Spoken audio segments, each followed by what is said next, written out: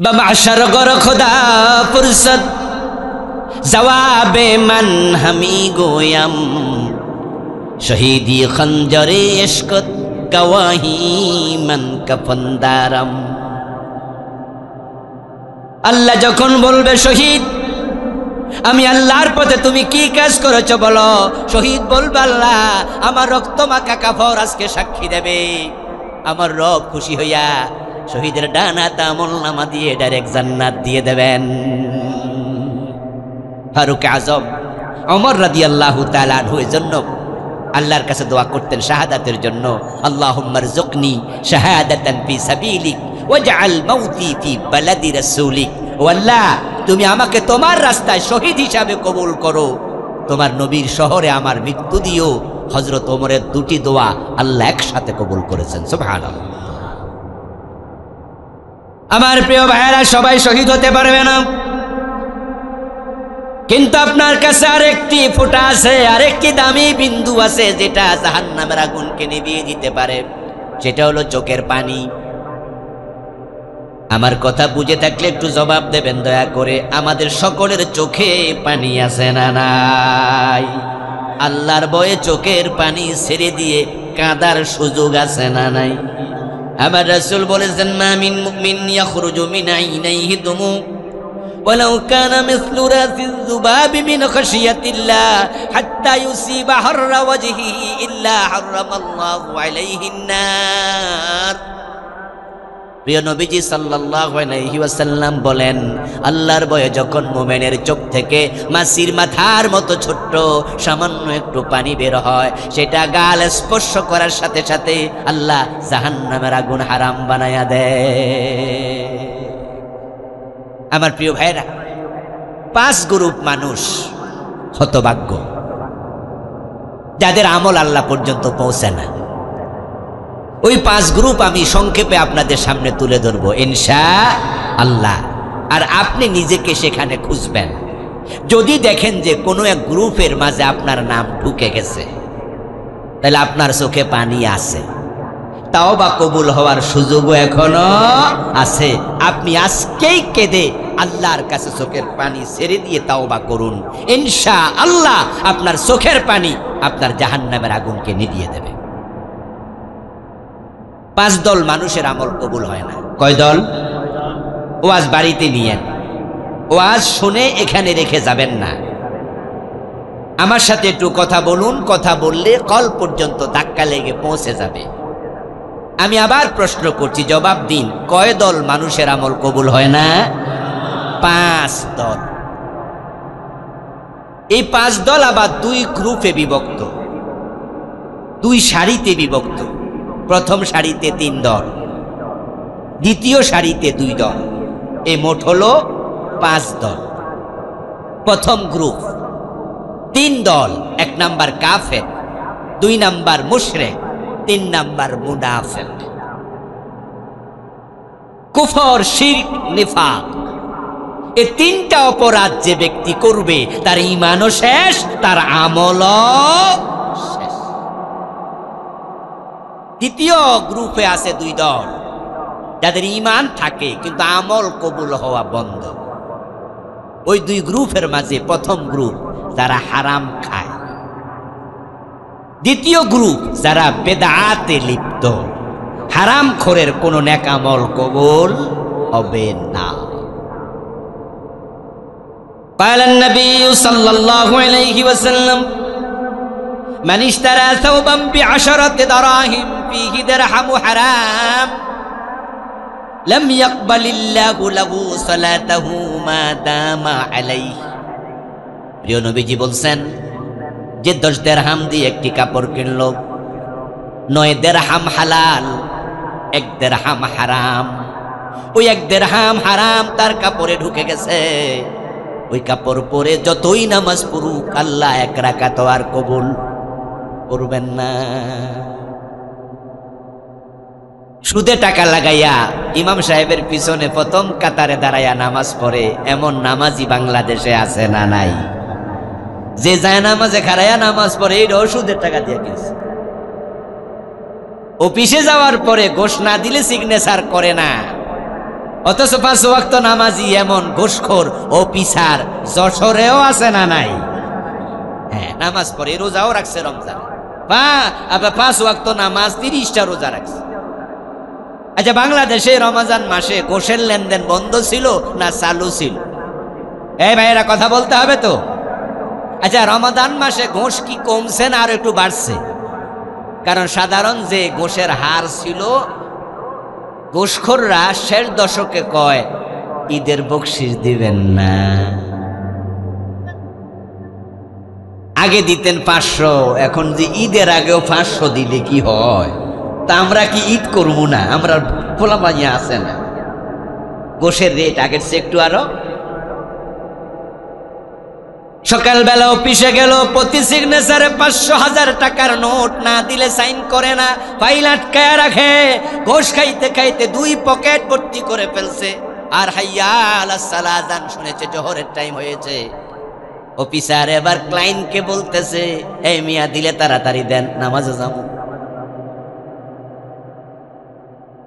ঘোষের টাকা পকেটে লইয়া ওযু করে আল্লাহর সামনে মসজিদে গিয়া দাঁড়ালো। আল্লাহু আকবার বলেন, আমার শুরু করে বলছে, ইয়াকা না'বুদু ওয়া ইয়াকা নাস্তাঈন। ও আমার রব, আমি তোমার গোলাম, গোলামি করতে আসছি।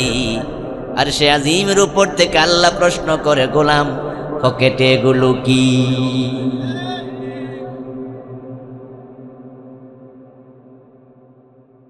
আমার প্রিয় ভাইরা, সুদে টাকা লাগাইয়া জান্নাত খোঁজো। তুমি ইসলামী বুঝো নাই, তুমি ইসলামী বুঝো নাই। قال النبي صلى الله عليه وسلم من أكل درهم ربا وهو يعلم أنه أشد من 36 زينا। আমার রাসূল বলে গেলেন যে জেনে বুঝে 1 টাকা সুদ খাবে, তার আমলনামায় 36 বার জিনার গুনাহ লিখে দেয়া হবে।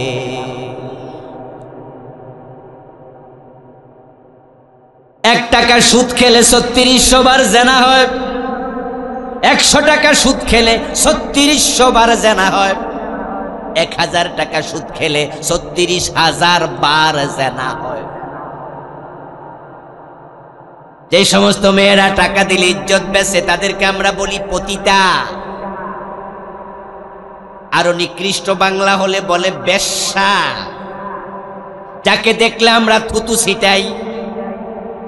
যে পতিতা আর বাচ্চা বড় হলে ভদ্রলোক বিয়ে দেয় না, কই জারজ, বাবার ঠিক নাই। পতিতা মারা গেলে ইমাম তার জানাজার নামাজের ইমামতি করে না, বলে এর কিসের জানাজা, কুত্তার মতো খাদায়া ফেলো। অথচ কোন পতিতা যদি দিন 10 বার জেনা করে, জীবনে 36,000 বার জেনার বয়স পাবে না। আর আপনি ইমামের পিছনে দাঁড়ায়া সুদে টাকা লাগায়া রাখছেন। 1000 সুদ খেলে আপনি 36,000 বার জেনাকারী হয়ে গেছেন। তাহলে আপনারা একটু জবাব দিন তো, পতিতা বেশি খারাপ না সুদখোর বেশি খারাপ? তো পতিতা দেখলে যদি থুতু দেন, সুদখোরদেরকে স্যান্ডেল দেয়া দরকার আছে না নাই? কিন্তু সুদী ব্যাংকের ডিরেক্টর, সুদী ব্যাংকের চেয়ারম্যান, সুদী ব্যাংকের মালিক, ওদেরকে আমরা স্যান্ডেল দেই, থুতু দেই না, ভোট দিয়া নেতা বানায়া দেই।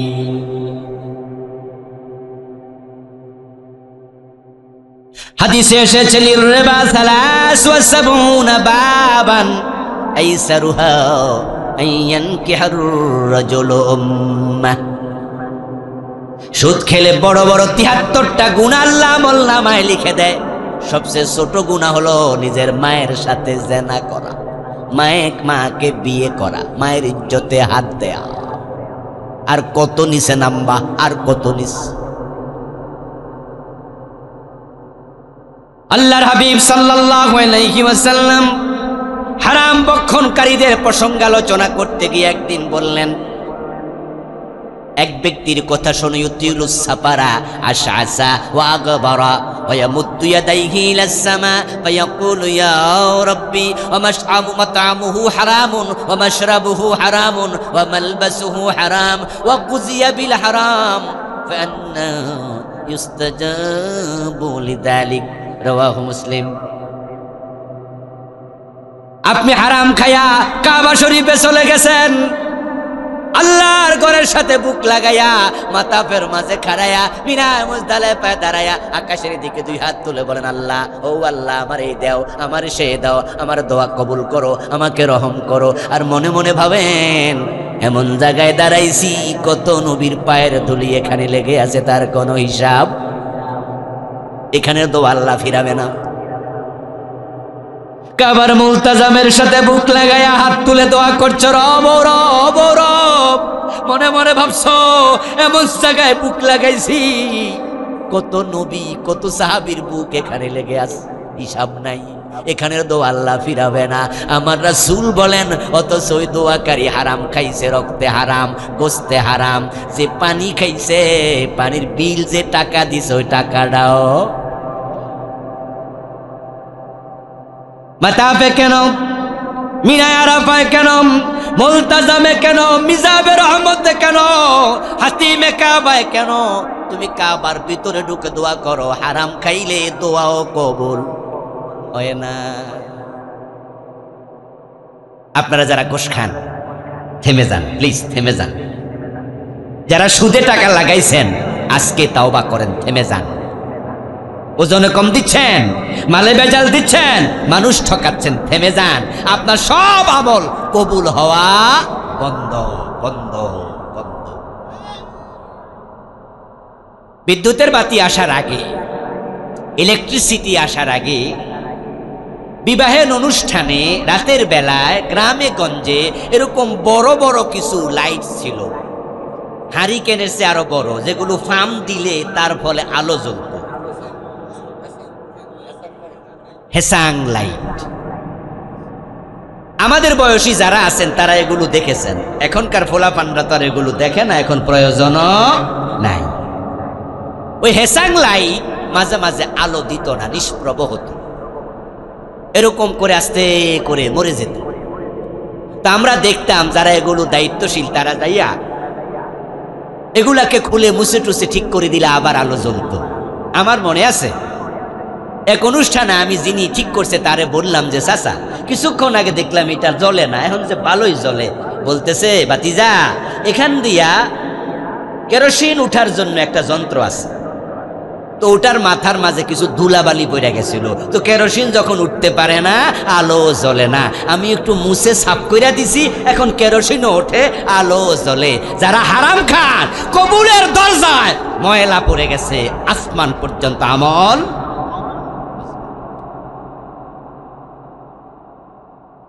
যারা বেদাতের সাথে জড়িত আছেন বেদাতগুলো ছেড়ে দেন। আমাদের দেশে বেদাতের অভাব নাই।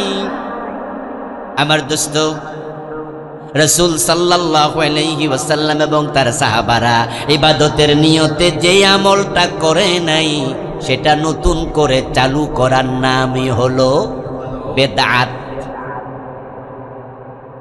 প্রিয় নবী ঈদ করেছেন দুটি, একটার নাম ঈদুল ফিতর আর একটার নাম ঈদুল আদহা। কিন্তু ঈদে মিলাদুন নবী নতুন একটা ঈদ বাংলাদেশে চালু হয়েছে। একদল লোক সওয়াবের নিয়তে ঈদে মিলাদুন নবী পালন করে, এমন কিছু লোক যশোরেও আছে না নাই? আজকের মাঠেও 2-4 জন। রাসূলুল্লাহ সাল্লাল্লাহু আলাইহি ওয়াসাল্লামের কোন সাহাবী ঈদে মিলাদুন নবী করেনি, অথচ রাসূলের প্রতি ভালোবাসা আমাদের বেশি না সাহাবাদের বেশি? তারা কেন করে নাই? কারণ আমার রাসূল যাহা করে নাই সাহাবারাও সেটা করে। রাসূল যেটা ছাড়ে নাই রাসূলের সাহাবারাও সেটা ছাড়ে নাই।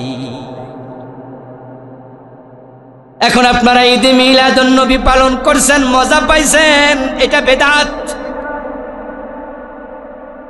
প্রিয় নবী জিকির করেছেন সুবহানাল্লাহ, আলহামদুলিল্লাহ, লা ইলাহা ইল্লাল্লাহ, আল্লাহু আকবার, সুবহানাল্লাহি ওয়া বিহামদিহি, সুবহানাল্লাহিল আযীম, আশহাদু আল লা ইলাহা ইল্লাল্লাহু ওয়াহদাহু লা শারীকা লাহু, লাহুল মুলকু ওয়া লাহুল হামদু। আরো কত শব্দ রাসূল জিকির করেছেন।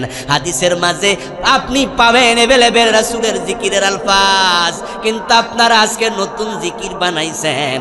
রাসূল জীবনে একবারও করে নাই। ওই জিকির করে আপনি সওয়াবের নিয়ত করেন, যেমন ইল্লাল্লাহ ইল্লাল্লাহ, এই জিকিরটা বাংলাদেশে চালু আছে না নাই? অথচ কান খুলে শোনো মুসলমান, আমার রাসূল ইল্লাল্লাহ জিকির জীবনে একবারও করেন নাই।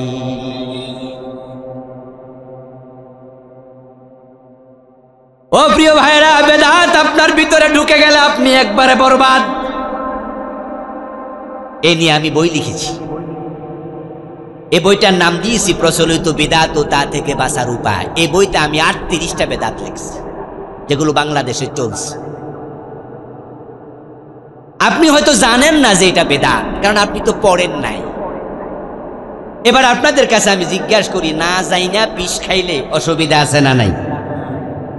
আপনি জানেন না, এজন্য কি আল্লাহ আপনারে ছেড়ে দেবে? আল্লাহ যদি জিজ্ঞাসা করে, এলেম শিক্ষা করা নফল না ফরজ? তো ফরজ কেন শিখো নাই? এলেম কেন শিখলা না? জানলাম না কেন? যেহেতু রাত গভীর, তাই আমি একটা বিষয়ের উপরে লম্বা কথা বলবো না। দুটা অলরেডি বলে ফেলেছি। একটা হলো হারাম খাইলে ইবাদত কবুল হবে না, আর একটা হলো বেদাত করলে ইবাদত কবুল হবে না। আরে ভাই, বেদাতি কত হতবাগা, শুধু ইবাদতই কবুল হয় না তা না, হাদিসে পাওয়া যায় বেদাত করলে হাসরের ময়দানে রাসূল সুপারিশ করবেন না। হাদিসে আসছে, قال النبي صلى الله عليه وسلم حلت شفاعتي إلا صاحب بدعة। প্রিয় নবীজি সাল্লাল্লাহু আলাইহি ওয়াসাল্লাম বলছেন, আমার উম্মতের জন্য আমার শাফাত হালাল বৈধ, কিন্তু যারা বেদাতি তাদের জন্য শাফাতের অনুমতি নেই। আমার প্রিয় ভাই, শুধুমাত্র শাফাত থেকে বঞ্চিত আপনি হবেন তা না। আরেকটি হাদিস শোনাই, যে ব্যক্তি বেদাতি তার জন্য প্রিয় নবীজির হাউজে কাউসারের পানিও নসিবে নাই। বেদাতিরা যখন হাসরের ময়দানে রাসূলের কাছে যাবে পানি খাওয়ার জন্য, তাদের মাঝে আর রাসূলের মাঝে একটা পর্দা পড়ে যাবে। সহিহ বুখারীর হাদিস। সময় কম বিদায় ইবারত শুনাইলাম না। পর্দা যখন পড়ে যাবে, তখন লোকেরা পর্দার ওই পাশে, রাসূলের পাশে, প্রিয় নবীজি বলবেন, ইন্নাহুম মিন্নি, তারা তো আমার উম্মত। কি হলো, পর্দা পড়লো কেন? ফেরেশতারা এসে বলবে, ইন্নাকা লা তাদরি মা আহদাসু বাদাক ফাকুলু সুহকান সুহকান লিমান গায়্যারা বাদি। হুজুর, এরা 2 নম্বর উম্মত। তারা ইসলামে সুবিধা মতো কমাইছে, সুবিধা মতো বাড়াইছে। ইসলামে ছিল চোর ধরে হাত কাটো, এই আইন তারা বাদ দিছে। ডাকাত ধরে শুলে দাও, এই আইন তারা বাদ দিছে। জেনা করলে 100 ব্যাট লাগাও, বিবাহিত হলো পাথর মারো, এই আইন তারা বাদ দিছে। মদ পান করলে 80 ব্যাট লাগাতে হবে, এই আইন তারা বাদ দিছে। আবার নতুন নতুন ইবাদত বানাইছে। রাসূল বলবে, দূর হ, দূর হ, তোদের নসিবে আমার হাউজের পানি।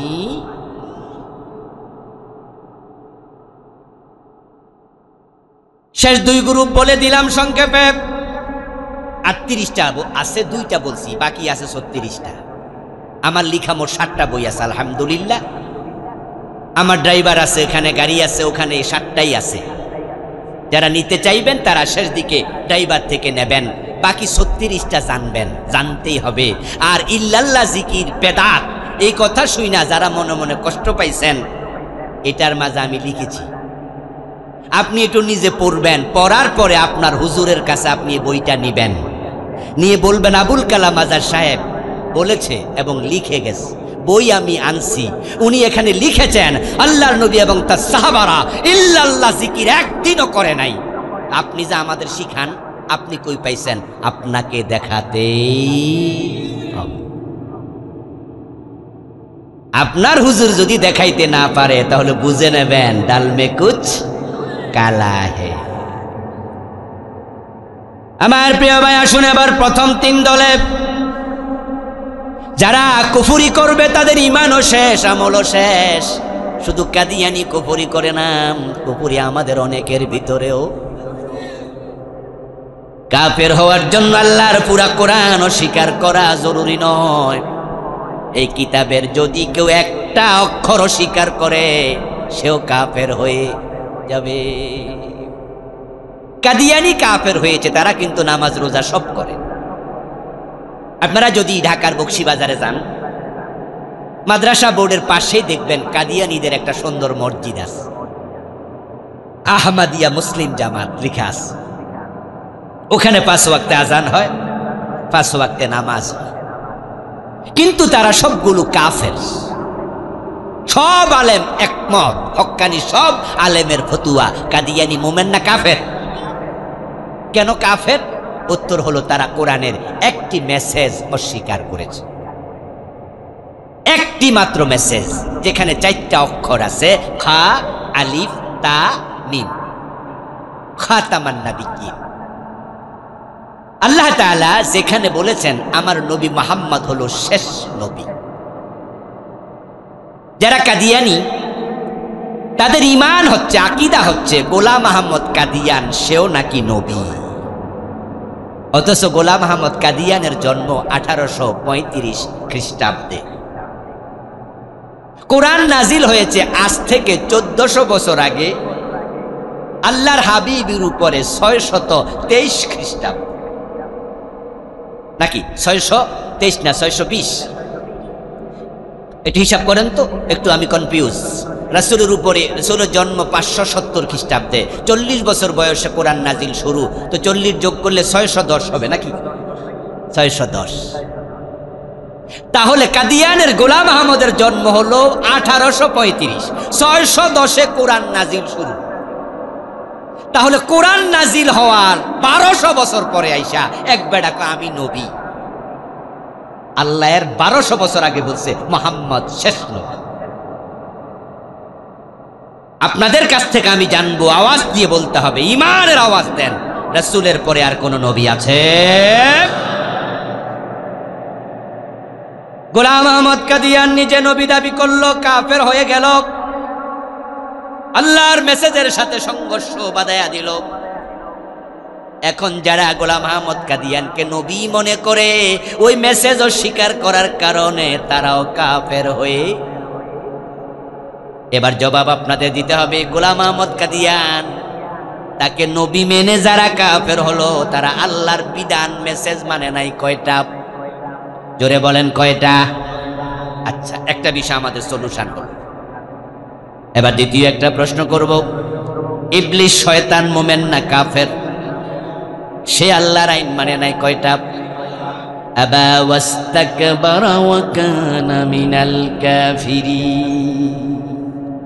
আল্লাহ বলছিলেন আদমরে সেজদা করো, ইবলিস শয়তান আদমরে সেজদা করলো না, অস্বীকার করলো, গাদ্দারি করলো, কাফের হয়ে গেল। এবার আপনাদের কাছে আরেকটা প্রশ্ন করি, আল্লাহর ওই আইনটা লঙ্ঘন করার আগে ইবলিস কি কাফের ছিল? তাহলে কাফের হওয়ার জন্য কি শত শত বিধান অস্বীকার করা লাগে নাকি? আচ্ছা, আপনাদের এলাকায় যদি কেউ বিষ খাইয়া মারা যায়, আত্মহত্যা করে, এই মেসেজ আপনার কানে আসে, আপনি কি তখন কোনোদিন ধারণা করেছেন সে মনে হয় 1 মণ বিষ খাইছে, 20 কেজি, 10 কেজি? বরং আপনি বুঝেছেন যে বোতল থেকে এতটুকু খাইলেই। আত্মহত্যা করে মরতে চাইলে বিষ খাওয়া লাগে না 1 মণ, 2 মণ, 5 মণ, 10 কেজি, 2 কেজি। কাফের হওয়ার জন্য 30 পারা কোরআন অস্বীকার করা লাগে না, 1 অক্ষর অস্বীকার করলেই। শয়তান মানেন আল্লাহর একটা বিধান, সে কাফের। কাদিয়ানি মানল না একটা মেসেজ, তারা কাফের। এবার আপনাদের কাছে আবার আসছি, জবাব দেবেন যারা জানেন। জোর ধরে হাত কাটো, এমন বিধান কোরআনে আছে না নাই? 52 বছরে কয়দিন মানছেন? বাংলাদেশের বয়স কত বছর? 52 বছর। আমার প্রিয় ভাইয়েরা, জেনা করলে 100 বেত লাগাও, সূরা নূরে আছে না নাই? এই 52 বছরে কয়দিন মানছেন? বিবাহিত লোককে রাসূল পাথর মেরে হত্যা করেছে জেনার কারণে। এমন হাদিস আপনাদের চোখে কি পড়ে নাই? কোনোদিন শোনেন নাই? শুনেছেন, পড়েছেন, কিন্তু 52 বছরের বাংলাদেশে কোন আদালত পাথর মেরে জেনাকারীকে হত্যা করেছে? হযরত ওমর তো নিজের সন্তান আবু শামা মদ পান করেছে, তাকেও রেহাই দেন নাই। বাংলাদেশে মাদক আছে না নাই? কিছুক্ষণ আগে নাকি এমপি সাহেব মাদকের ব্যাপারে কথা বলছে, স্বরাষ্ট্রমন্ত্রী বলছে মাদকের ব্যাপারে জিরো টলারেন্স, কোনো ছাড় নাই। কিন্তু বলুন তো, যতই হম্বিতম্বি উনারা করুক না কেন, বাংলাদেশে গাঁজা, হেরোইন, ইয়াবা আছে না নাই? আগের চেয়ে কমেছে না বেড়েছে? জিরো টলারেন্স বললে হবে না। মাদক যদি নির্মূল করতে চাও, হাদিসের আলোকে 80 বেতের আইন চালু করে দাও। 6 মাস বেত লাগাইয়া দেখো, 6 মাস পরে বাংলার সীমানায় মাদক পাওয়া যাবে না।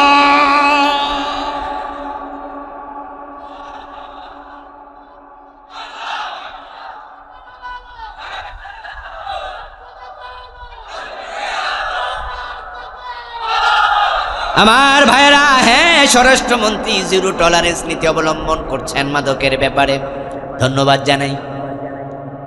আমাদের পুলিশ প্রশাসন মাদকের খবর পাইলে দৌড় মারে, অ্যারেস্ট করে, ধন্যবাদ।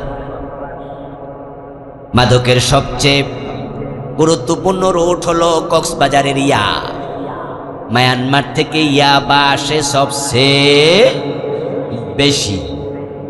যারা টেকনাফ গিয়েছেন, রোহিঙ্গা ক্যাম্প পরিদর্শন করার জন্য গিয়েছেন, তারা চিটাং যখন কক্সবাজারে যখন ঢুকবেন, তখন দেখবেন 1 মাইল 2 মাইল ব্যবধানে বিভিন্ন তল্লাশি। সেখানে পুলিশের তল্লাশি, র্যাবের তল্লাশি, বিজিবির তল্লাশি, সেনাবাহিনীর তল্লাশি, আনসার বাহিনীর তল্লাশি। আপনারা সন্দেহ করলে আপনার ছোট ফ্যান খুললেও চেক করুন, বড়টা তো ভুলবই। আচ্ছা, এরপরও কি বাংলাদেশে ইয়াবা ঢোকে না? কি লাভ হলো তল্লাশি চোখে দিয়া? আরে ইয়াবা মদ কেমনে বন্ধ হবে? বন্ধের কোনো উদ্যোগ তো নাই। তারা মদের বিরুদ্ধে যেই একটা অফিস বানাইছে, ওটার নাম দিছে মাদক নিয়ন্ত্রণ অধিদপ্তর। নিয়ন্ত্রণ হওয়া উচিত না নির্মূল হওয়া উচিত? এই জ্ঞানী গুণী ভাইয়ের আওয়াজ দেবেন, নিয়ন্ত্রণ আর নির্মূল দুটার মাঝে পার্থক্য আছে না নাই? নিয়ন্ত্রণ মানে হলো কিছু কিছু খাও, আর নির্মূল মানে হলো খাওয়া যাবে না, ঠিক না? তো তারা যে অধিদপ্তর বানাইছে, এর মাঝে ফেস লাগাই রাখছে। আচ্ছা বলুন তো, সোনারগাঁ হোটেলে মদের বার আছে না নাই? শেরাটনে, রেডিসনে, 5 স্টার হোটেলগুলোতে অফেন মদ বিক্রি হচ্ছে ঢাকা শহরে, অফেন। ওখানে যারা মদ খেতে যায়, পুলিশ তাদেরকে অ্যারেস্ট করছে কয়দিন? কয় না, এটা লাইসেন্স করা,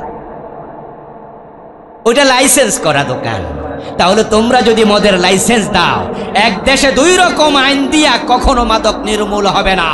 নিয়ন্ত্রণ নয়, 80 বেতের আইন চালু করে দাও, পিঠের চামড়া তুলে দাও, মাদক এমনি বন্ধ হয়ে যাবে। গরিবের ছেলে মদ খেলে তাকে ধরে পুলিশে দিবা, থানায় দিবা, জেলে দিবা। আর ধনির দুলাল 5 স্টার হোটেলে মদ খাইয়া মাইয়া নিয়া লাফা, তারে কপালে চুমু দিবা। 2 আইন দিয়া কখনো দেশে মাদক বন্ধ হবে না। কবি চমৎকার বলেছেন ওমরের ব্যাপারে, মদ্যপানের অপরাধে প্রিয় পুত্রকে নিজ করে মেরেছ দুররা, মরেছে পুত্র তোমারই চোখের পরে। আমার প্রিয় ভাই, শয়তান আল্লাহর একটা আইন মানে নাই, তাই সে কাফের। ফজরের টাইমে ঘুম থেকে ওঠে, ওযু করে মসজিদে দাঁড়ায়া, নামাজে দাঁড়ায়া আউযুবিল্লাহ দিয়া শুরু নামাজ, নিয়ত টিয়ত কইরা তাকবীরে তাহরিমা দিলেন, তারপর আউযুবিল্লাহি মিনাশ শাইতানির রাজিম। ও আমার রব, অভিশপ্ত শয়তান থেকে তোমার কাছে আশ্রয় চাই। শয়তান পাশে দাঁড়ায়া কয়, আমার গালি দিল কেডা? অভিশপ্ত কেডা কইল? আমি আল্লাহর একটা আইন মানি নাই। আমি যদি অভিশপ্ত হই, তোরা ডজন ডজন পাত্তিস, তোদের 14 গোষ্ঠী।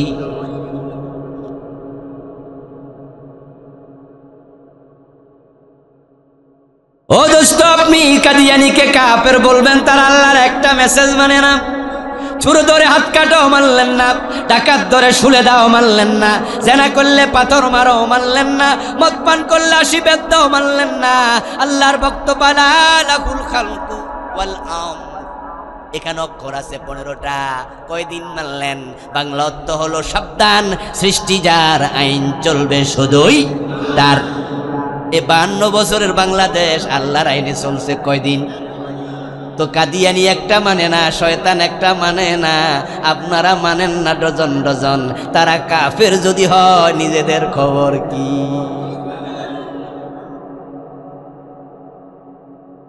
এজন্যই তো আমরা বাঘের মতো গর্জন দিয়ে হুঙ্কার দিয়ে বলি, আমরা আল্লাহ ছাড়া কারো আইন মানব না। যতদিন বাংলার জমিনে কোরআনের আইন কায়েম হবে না, আমাদের কথা তোমরা বন্ধ করতে পারবা না। আমাদের কথার কারণে, এই ওয়াজের কারণে আগামীকালকে কি বাংলাদেশে ইসলামী আইন চালু হবে? এত সোজা। এরপর আমরা কেন বলি এই দেশে ইসলামী আইন কায়েম হলো কি হলো না সেটা দেখার বিষয় আমাদের না, কিন্তু আমরা কাফের বেঈমান হয়ে মরতে চাই না। আমরা আল্লাহ ছাড়া কারো আইন মানব না, এটা বলার অপরাধে যদি ফাঁসির রশি দেখাও, হাসতে হাসতে ফাঁসির মঞ্চে চলে যাব, থামাতে পারবা না। আমার প্রিয় ভাই, কুফরি বাংলাদেশে বন্যার পানির মতো ঢুকতেছে। 2023 সনের জানুয়ারি মাসে আমরা বই পেলাম হাতে, বাচ্চাদের হাতে বই আসলো, ক্লাস 6 এর বইতে ঢুকাই দিছে বিবর্তনবাদ। মানুষের নাকি প্রথম পুরুষ ছিল বান্দর,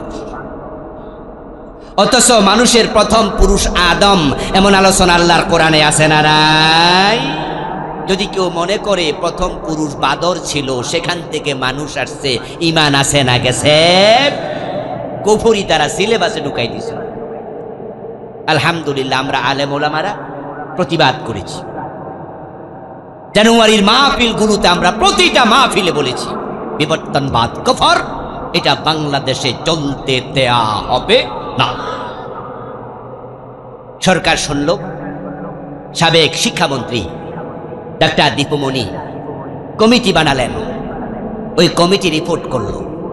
রিপোর্টের আলোকে সরকার সার্কুলার দিল 90% মুসলমানের দেশে এই কুফরি মতবাদ চলতে পারবে না। এর আলোকে পাঠ্যসূচির ওই অংশ পড়া স্থগিত করা হল। যদি আমরা প্রতিবাদ না করতাম, স্থগিত করা না হতো, আমাদের ক্লাস 6 এর ছোট ছোট বাচ্চাগুলো তারা মনে করত মানুষের প্রথম ব্যক্তি বাদর ছিল। ক্লাস 6 এ বেঈমান হয়ে 2024 সাল জানুয়ারির 1 তারিখে আবার বই হলো। বই উৎসবে আমরা বই পেলাম, দেখি এখানে ক্লাস 7 এর বইতে ঢুকাইয়া দিছে শরীফ শরীফার গল্পের নামে ট্রান্সজেন্ডার আরেক কুফরি মতবাদ। আমরা এর বিরুদ্ধে কথা বলে যাচ্ছি। ট্রান্সজেন্ডারকে বাংলাদেশে কোনোভাবে প্রতিষ্ঠিত করতে দেয়া হবে না। যদি এটাকে স্থগিত করা না হয়, মুসলমানদেরকে সাথে নিয়ে তীব্র আন্দোলন গড়ে তোলা হবে ইনশাআল্লাহ। কুফরি বাংলাদেশে আসছে পাইকারি হারে।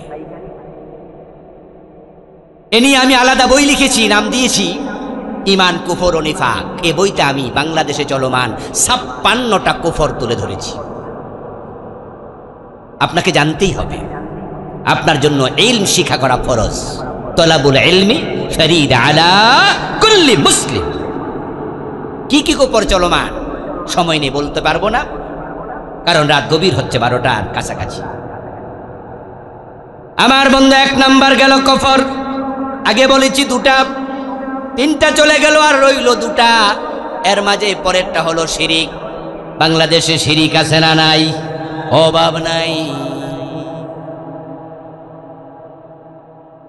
বিয়ের পরে বাচ্চা হয় না, 2-4 বছর আল্লাহর কাছে চায়, যখন আর হয় না তখন মরা পীরের কাছে, খাজা বাবার কাছে ছেলে মেয়ে যাওয়ার জন্য চলে যায়। এমন মুসলমানের সন্তান আছে না নাই? শিরিক তো হুজুররাও প্রচার করে। মাহফিলে এসে হাজার হাজার শ্রোতার সামনে বক্তা গান গাইছে, যে গানের ভিতরে কুফর শিরিক একসাথে বিদ্যমান। ইন্না লিল্লাহি ওয়া ইন্না ইলাইহি রাজিউন। বক্তা গান গাইতেছে, আল্লাহর ধন রাসূলকে দিয়া, আল্লাহ গেছে গায়েব হইয়া। রাসূলের ধন খাজা লইয়া শুইয়া আছে আজমিরে, কেউ ফিরে না খালি হাতে খাজা বাবার দরবারে। দেয়ার মালিক কি খাজা বাবা না আল্লাহ? দেয়ার মালিক কে? চাইবেন কার কাছে? ভবিষ্যৎ জানার জন্য গণকের কাছে যায়, হস্তরেখা দেখায়। পত্রিকায় দেখি মাঝে মাঝে, সপ্তাহে একবার ইত্তেফাক পত্রিকা, আরো দুই একটা পত্রিকা আছে, আধা পৃষ্ঠা ব্যাপী রাশি ফল প্রকাশ করে। আচ্ছা, যদি বিশ্বাস করার লোক না থাকতো, তারা কি এটা প্রকাশ করত? ঢাকা শহরে বিভিন্ন দামি দামি শপিং মলে, বসুন্ধরা সহ, সেখানে অনেক বড় বড় ভবিষ্যতের গণক, উনারা নাকি অতীত ভবিষ্যৎ ভূত পূর্ব সব জানে। দোকান খুইলা বসে আছে, মানুষ তাদের কাছে হাত দেখায়, আর তারা বলে সামনে বিপদ আছে, টাকা দেও বিপদ কেটে দেব, গলায় তাবিজ ঝুলালে বিপদ চলে যাবে, হাতের মাঝে আংটি দিলে বিপদ চলে যাবে। অথচ এক সেকেন্ড পরে কি হবে আল্লাহ ছাড়া কেউ, যা শুধু আল্লাহর জন্য নির্ধারিত, তার সাথে অন্যকে শামিল করার নাম শিরক। আমার প্রিয় ভাইয়েরা, যখন মাইক হাতে পায়, আমাদের কত নেতা শিরিক করে, পাবলিককে ফার্ম দিয়া ভোট নিতে চায়। তাই বাংলাদেশে এটা চালু হয়ে গেছে অলরেডি, সেই শিরকি বাক্য বিশ্বাস করলে ঈমান শেষ। যেমন বলে, জনগণ সকল ক্ষমতার উৎস। এমন স্লোগান এই দেশে আছে না নাই? আওয়াজ দিয়ে বলুন তো, সকল ক্ষমতার মালিক কে? আন্নাল কুওয়াতা লিল্লাহি জামিয়া। নিশ্চয় সব ক্ষমতার মালিক হলো। হিন্দুদের দুর্গা পূজা আসলে শিরকের ছড়াছড়ি, ব্যানার হয়, পেস্টন হয়, পোস্টার হয়, টেলিভিশন চ্যানেলের মাঝে কোনার মাঝে 1 মাস 15 দিন পর্যন্ত লেখা ওঠে শারদীয় দুর্গা পূজার শুভেচ্ছা। দুর্গা পূজা শিরিক, শুভেচ্ছা জানানোর সাথে সাথে ঈমান শেষ। জঘন্য শিরক, কুফর সিলেবাসে ঢুকাইছে। আজকে স্লোগানটা গ্রামে গঞ্জে বাড়িতে বাড়িতে পৌঁছিয়ে দিয়েছে, বিশ্বাস করবা আল্লাহর কসম তোমার ঈমান শেষ। সে স্লোগানটা হচ্ছে, ধর্ম যার যার, উৎসব সবার। আল্লাহর কোরআনের পুরা উল্টা।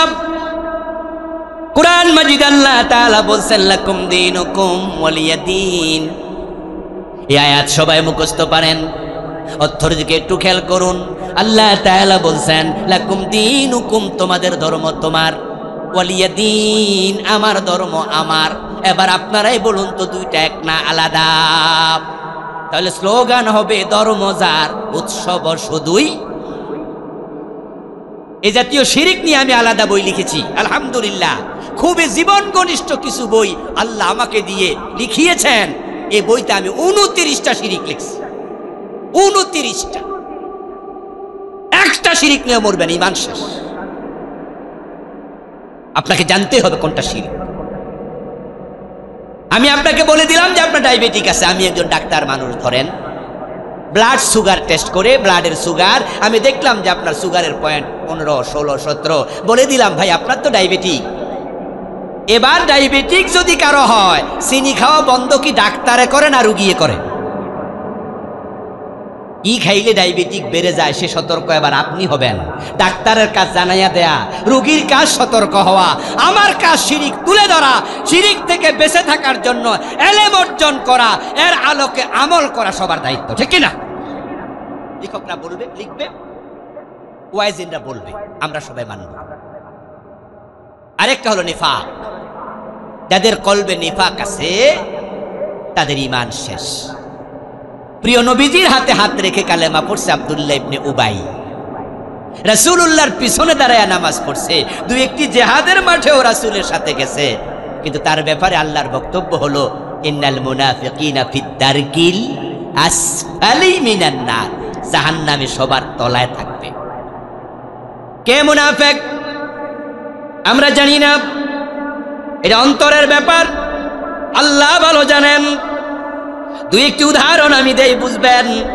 মুনাফিকের কিছু আলামত আল্লাহ কোরআনে বলেছেন, রাসূল হাদিসে বলেছেন। ফাইদা উনজিলাত সূরাতুম হুকামা وذكر فيها القتال رأيت الذين في قلوبهم مرض ينظرون إليك نظر المغشي عليه من الموت ও প্রিয় নবী যখন কোরআনের আয়াত নাজিল হয় আপনার সামনে যারা বসে আছে জিহাদের কথা যদি সে আয়াতের মাঝে থাকে এটা শোনার সাথে সাথে দেখবেন কারো কারো চেহারা কালো হয়ে গেছে বুঝবেন তার অন্তরে মুনাফিকি ঢুকেছে জিহাদের কথা শুনলে ভালো লাগে না এমন লোক বাংলাদেশে আছে না নাই জিহাদের মাঝে জঙ্গিবাদ খুঁজে বেড়ায় এমন জালেম আছে না নাই 5 ওয়াক্ত নামাজ পড়ে কিন্তু জিহাদের কথা শুনলে মজা লাগে না ও আমার দোস্ত আওয়াজ করে বলুন তো যারা জানেন জিহাদ কি নফল না ফরজ ইয়েস জিহাদ কখনো ফরজের নিচে নামে না নামাজ নফল হয় নামাজ ফরজ হয় রোজা নফল হয় রোজা ফরজ হয় হজ নফল হয় হজ ফরজ হয় কিন্তু জিহাদ ফরজের নিচে নামে না কখনো ওয়াজিব হয় না সুন্নাহ হয় না নফল হয় না হয়তো ফরজে আইন না হয় ফরজে কিফায়া কুতিবা আলাইকুমুল কিতাল কুতিবা মানে ফরদা জোহরের নামাজ পড়া ফরজ তাহাজ্জুদের নামাজ কি ফরজ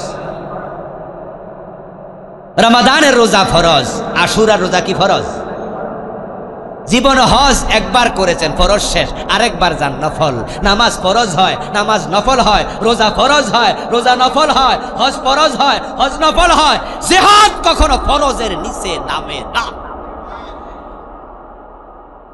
আমার রাসূল জীবনে হজ করেছেন কয়বার একবার যুদ্ধের মাঠে সেনাপতি হয়ে তলোয়ার হাতে নিয়েছেন 27 বার এ কোরআনে নামাজের কথা আছে 80 বারের একটু বেশি জাকাতের কথা আছে তার কাছাকাছি হজের কথা আছে 3-4 বার রোজার কথা আছে 3-4 বার আর জিহাদের আয়াতের সংখ্যা হলো 500 আর সে জিহাদের কথা শুনলে মজা লাগে না জঙ্গিবাদের গন্ধ খোঁজে অথচ জিহাদের সাথে জঙ্গিবাদের কোনো সম্পর্ক জঙ্গিবাদ হারাম জিহাদ করা ফরজ জিহাদ একটা ইবাদত তবে জিহাদের ভুল ব্যাখ্যা করা যাবে না আমাদের কিছু কিছু ইয়াং লোক আছে যারা জিহাদের ভুল ব্যাখ্যা করে আমাদের বাংলা ভাই মানুষ মেরে গাছে ঝুলাইয়া রাখছে নাম দিছে জিহাদ 500 জায়গায় একসাথে বোমা ফুটাইছে শায়ক আব্দুর রহমান সাহেব জিহাদ করছে আদালতে বোমা মেরে বিচারক হত্যা করার নাম জিহাদ নয় সিনেমা হলে বোমা মেরে সাধারণ মানুষ হত্যা করার নাম জিহাদ নয় নিরীহ মানুষকে আক্রমণ করা জিহাদ না ইসলামের জিহাদ হচ্ছে অন্যায় যেখানে প্রতিবাদ শুরু হবে মুখ দিয়ে লেখা হবে কলম দিয়ে অন্যায় দেখবেন মুখে বলবেন কলম দিয়ে লিখবেন সেমিনার সিম্পোজিয়াম করবেন মিছিল করবেন মিটিং করবেন অন্যায়ের বিরুদ্ধে প্রয়োজনে তলোয়ার হাতে নেওয়া লাগবে এটার নাম জিহাদ আমার প্রিয় ভাইরা এই মুনাফিকের আলামত আমার এই বইতে 29টা লিখছি বাংলাদেশের আলেম ওলামারা ওয়াজ করে 3টা লইয়া কথা বললে মিথ্যা বলবে ওয়াদা করলে খেলাপ করবে আমানত রাখলে খেয়ানত করবে আরেকটা হাদিস আছে আরেকটু বেশি ঝগড়া করলে গালিগালাজ করবে এই 4টার ওয়াজ অ্যাভেলেবেল কিন্তু বাকি 24টা 25টা গেল কই আমি তো 29টা লিখছি এই যে জিহাদ ভালো না লাগলে এটা মুনাফিকি আল্লাহ বলছে ফি কুলুবিহিম মারাদ অন্তরের সমস্যা মিথ্যা কথা আমরা কই আসি জীবনে মিথ্যা কথা বলেন না এখানে কয়জন আছে তাই বলে আপনি মুনাফিক না এটা মুনাফিকের ছোট্ট আলামত যে ওয়াজগুলো শুনেছেন মিথ্যা বলা ওয়াদা খেলাপ করা আমানত লঙ্ঘন করা এগুলো ছোট ছোট আলামত নেফাকে আমলি মুনাফিক আসলে প্রকৃত মারাত্মক মুনাফিকি এটা না মারাত্মক যেটা যেটা কলবে ঢুকলে ঈমান চলে যায় এগুলোর আলোচনা নাই বললেই চলে এই 5টা মৌলিক নিকৃষ্ট চরিত্র থেকে নিজকে বাঁচাতেই শিরক করা আমার সাথে একটু আওয়াজ করে বলুন ওয়াজের শেষ দিকে চলে আসলাম শিরক করা কুফর করা নিফাক করা হারাম খাওয়া বেদাতের সাথে সংশ্লিষ্ট হওয়া যাবে না ইনশাআল্লাহ আমল কবুল হবে, জান্নাত মিলে যাবে। আল্লাহ তাআলা আমাদের সকলকে প্রকৃত অর্থে মুমিন হয়ে আমল করে করে দুনিয়ার জীবন কাটিয়ে কালেমা পড়তে পড়তে মরার জন্য কবুল করুন, বলি আমিন। আমার প্রিয় ভাইরা, দোয়ার দিকে যাচ্ছি। আমার লিখা একটি বই আছে, ওহিরায়না পরকাল। 550 হাদিস, 552টার মতো হাদিস দিয়ে লিখেছি, 500 আয়াত লিখেছি। তার সালাতের উপরে লিখেছি, মেরাজের উপরে লিখেছি, ব্যক্তি ও পরিবার নিয়ে লিখেছি। ড্রাইভার সাহেবের কাছে গাড়িতে বইগুলো আছে, 7টি বই নেয়ার আহ্বান রেখে আজকের মতো শেষ করছি। মাহফিল কমিটির ভাইদের কোনো কথা না থাকলে আমরা দোয়ার দিকে যেতে চাই। দোয়া করে একসাথে যাওয়ার অনুরোধ করছি। 1-2টি প্রশ্ন আছে, একটু জবাব দিয়ে আমরা দোয়ার দিকে যাব। একটু বসুন প্লিজ। একজন প্রশ্ন করেছেন, আমার বয়স 18 বছর। আমার সমস্যা হলো, আমি যে মেয়ের দিকে তাকাই সে মেয়েকে আমার ভালো লাগে। কি মারাত্মক শোক রে বাবা! এক্ষেত্রে আমার করণীয় কি? আল্লাহকে ভয় করুন। আপনি যে চোখ দিয়ে তাকান, ওই চোখের তাকানোর হিসাব আল্লাহর কাছে দিতে হবে। ইয়ালামু খায়নাতাল আয়ুন ওয়া মা তুখফিস সুদূর। চোখ যে খেয়ানত করছে আল্লাহ সেটাও জানেন, অন্তর যা লুকিয়ে রাখছে আল্লাহ সেটাও জানেন। চোখের দৃষ্টিকে হেফাজত করুন, আল্লাহর ভয়ের চিন্তা মাথায় লালন করুন। ইনশাআল্লাহ আশা করি পরিবর্তন পাবেন। যেই কোনো মেয়ে দেখলেই ভালো লাগা, এটা ভালো চরিত্রের লক্ষণ নয়। বাবা অসুস্থ, হাসপাতালে ভর্তি। সন্তান একদিনও দেখতে যায়নি, কিন্তু ওই সন্তান আবার শ্বশুর অসুস্থ, শ্বশুরকে নিয়ে 15 দিন হাসপাতালে ছিল। এই সন্তানের ব্যাপারে কি বলবেন? এর ব্যাপারে ইন্না লিল্লাহি ওয়া ইন্না ইলাইহি রাজিউন পড়া ছাড়া আর কি বলবো? এর চেয়ে বড় দুঃসংবাদ হতে পারে না। আরে নিজের বাবার জন্য সেবা করে না, হতবাগা ছেলে। মা বাবা অসন্তুষ্ট হলে আল্লাহ কখনো সন্তুষ্ট থাকে না। শ্বশুর শাশুড়ি তারাও আমাদের কাছে সম্মানিত, আমরা তাদের সাথেও ভালো আচরণ করব নিশ্চয়ই, কিন্তু বুঝতে হবে মা বাবার গুরুত্ব আল্লাহর পরে এ দুনিয়ার সব মানুষের উপরে সবচেয়ে বেশি। সালাত শেষ হওয়ার পরপরই মুনাজাত করা হয়, এটা হাদিস সম্মত কিনা? রাসূলুল্লাহ সাল্লাল্লাহু আলাইহি ওয়াসাল্লাম সালাত শেষ করে তিনি কিছু জিকির করতেন। আস্তাগফিরুল্লাহ পড়তেন 3 বার, আল্লাহু আকবার পড়তেন 1 বার, সুবহানাল্লাহ সুবহানাল্লাহ 33 বার, আলহামদুলিল্লাহ 33 বার, আল্লাহু আকবার 34 বার, আয়াতুল কুরসি 1 বার। আরো কিছু দোয়া আছে, প্রিয় নবী প্রতি ফরজ নামাজের পরে এগুলো পড়তেন। কিন্তু বাংলাদেশের লোকেরা খুব ব্যস্ত, সময় নাই। হুজুরও ব্যস্ত, হুজুরের মুসল্লিরা আরো বেশি ব্যস্ত। তাই সালাম ফিরাই আল্লাহুম্মা আমিন, ওই দোয়াগুলোর খবর নাই। দোয়া আপনি করেন, মুনাজাত আপনি করেন, কোনো অসুবিধা নাই। আপনি আগে রাসূলের সুন্নাহগুলো পালন করুন, তারপরে আপনি হাত তুলে আধা ঘন্টা আপনি আল্লাহর কাছে বলেন। না তো কেউ করে নাই, কিন্তু সুন্নাহ বাদ দিয়া আপনি যেটা করেছেন সেটা কি ঠিক হলো? এজন্য আসুন সুন্নাহর দিকে ফিরে আসি। এখন আমার আজকের ওয়াজ শুনা কাইলে যদি যাইয়া আপনি মুনাজাত বাদ দিয়া দেন, ইমামতিও কিন্তু থাকবো না। কারণ বাংলাদেশে অনেক মুসল্লি আছে যাদের কাছে ফরজের চেয়ে নফলের গুরুত্ব বেশি। এই যে দেখেন না, আমাদের দেশের হুজুররা এখন তারাবি 8 রাকাত না 20 রাকাত। রমজানের পরে ফেসবুক গরম করে লাইতেছে, ডিবেট চলছে, ডিবেট বহস, একদল আরেক দলকে টানতাছে, ডাকতাছে, আহো এক জায়গায় বসি, এ নিয়ে মারামারি শুরু করে দিব, প্রয়োজনে ঝগড়া করতেছে। অথচ তারাবির নামাজটাই তো সুন্নাহ নফল, ওটা 8 রাকাত আর 20 রাকাত নিয়ে হুজুররা ফেসবুক গরম করে ফেলতেছে। অথচ বাংলাদেশে এমন অসংখ্য লোক আছে যারা নামাজের 13টা ফরজই সুদ খায়, ঘুষ খায়, হারাম খায়, ইসলাম বুঝে না। আর নফল লইয়া হুজুররা ফেসবুকে ঝগড়া শুরু করছে। যেই জাতির আলেমদের এই দশা, ওই জাতির আওয়ামদের অবস্থা আর ভালো হবে কেমনে?